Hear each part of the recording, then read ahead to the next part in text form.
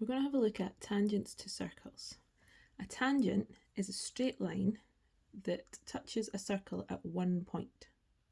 So if we look at the examples below, this straight line is not touching the circle at all. So that means that straight line is not a tangent to the circle.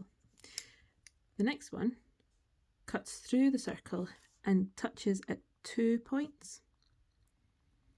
So that means that that line is not a tangent to that circle either.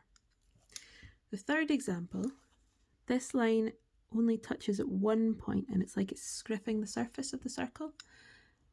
That is what a tangent does. So that line is a tangent to the circle. Now, an important fact about tangents is that when they meet a radius or a diameter, they meet at a right angle. So looking at the diagram, this green line is a tangent to the circle because it's touching at 1 point. This yellow line is a radius because it's going from the centre to the edge of the circle.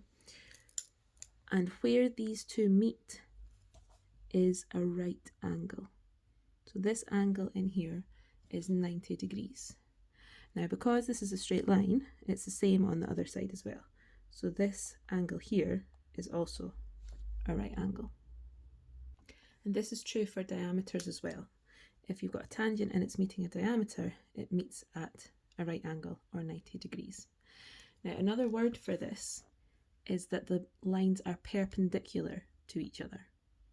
So perpendicular is when two lines meet at a right angle. We're going to have a go at a couple of examples. So first example, we've got a circle and a triangle coming out of the circle. The example says write down the values of A and B. So we know this angle and we're trying to work out A and B. So again, we're going to use steps. The first step is identify the right angle. So in order to do that, we need to decide which line is the radius and which line is the tangent. Your radius goes from the centre of the circle to the edge.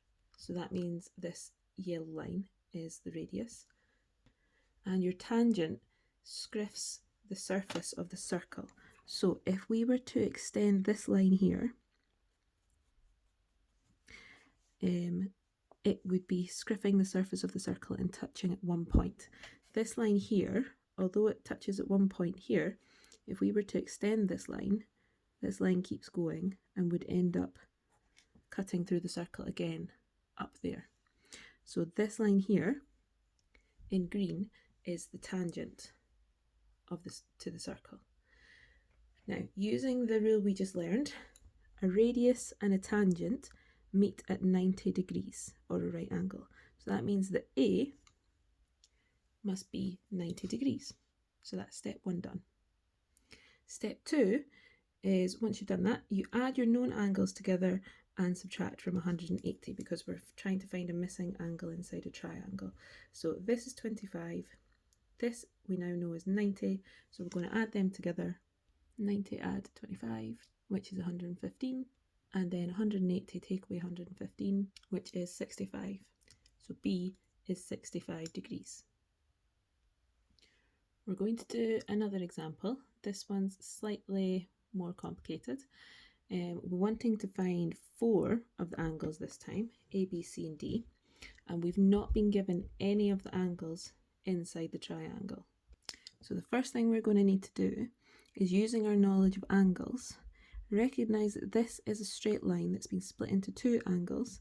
This side is 140, so we can do 180, take away 140 to get this angle here, which is 40. So A is 40 degrees.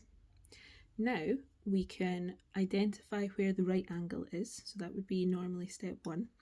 We can identify the right angle by finding a radius or a diameter that meets a tangent.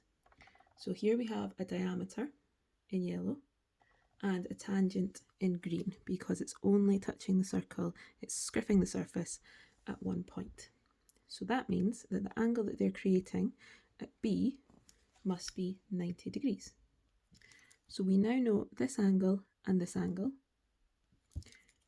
And using step 2, to find the third angle in the triangle, we can add these two together and subtract it from 180 to get this one. Now remember, we're only adding angles that are inside the triangle, so we're ignoring this one. So 40 add 90, which is 130, then 180 take away 130, which is 50 degrees.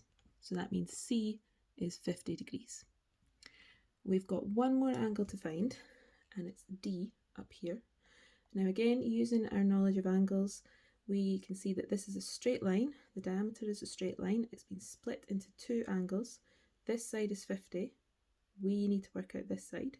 So we can do 180, take away 50, and that will give us D. So D is 130 degrees.